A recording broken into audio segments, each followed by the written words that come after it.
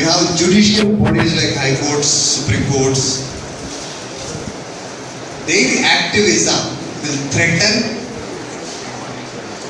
the independence or freedom of democratic governments, elected governments. I am not bringing the third estate, administration, into the topic.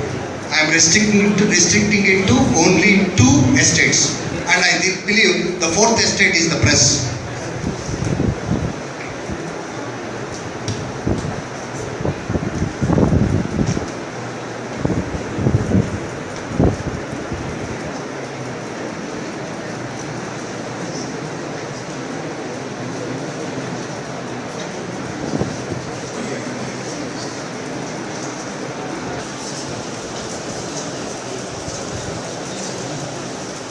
Judicial activism threatens the topic is judicial activism threatens the independence of Indian democratic.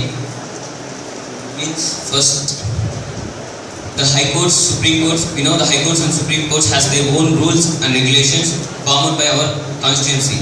But our high courts and supreme courts are dominating our constituency, which was created by us.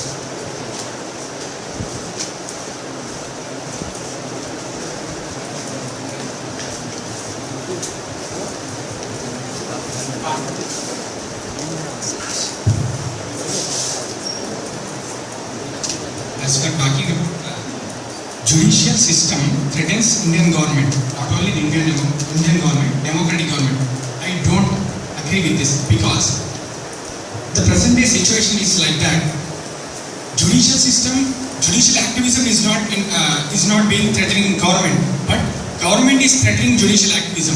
The biggest joke about Indian democracy is its judicial system.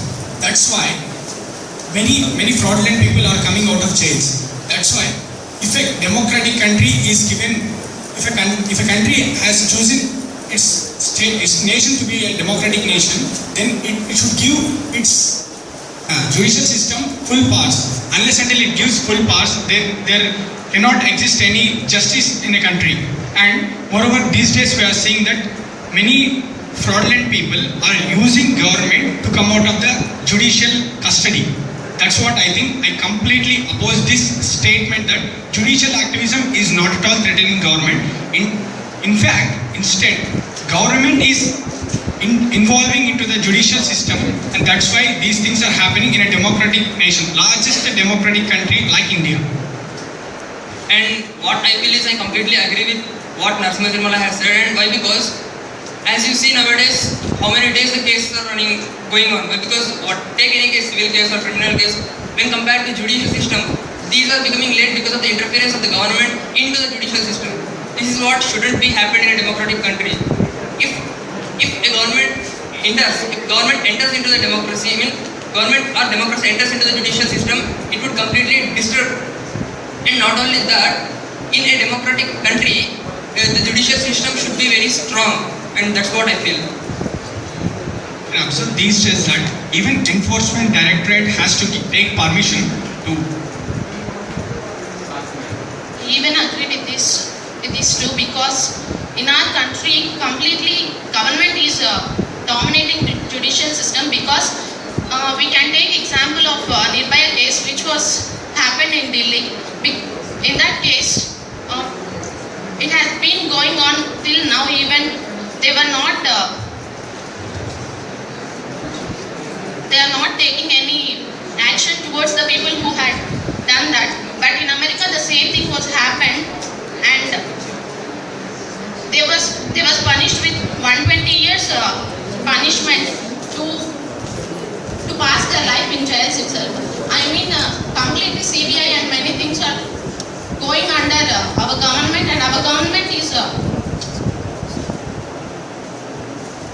not taking any action towards them, and they are not giving chance to do their own actions.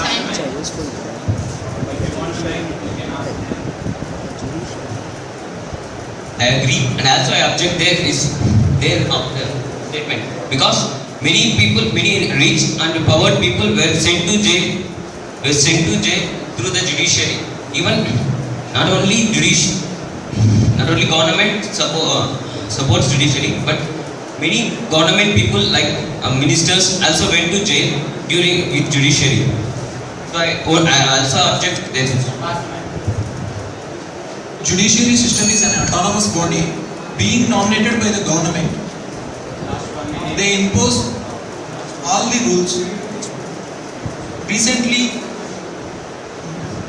they imposed that imprisonment for those people who are in the government who are imprisoned for more than 5 years should leave their post.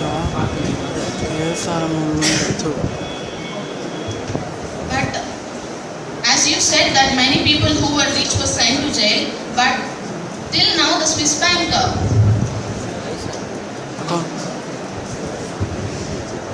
I just want to give an instance about this statement.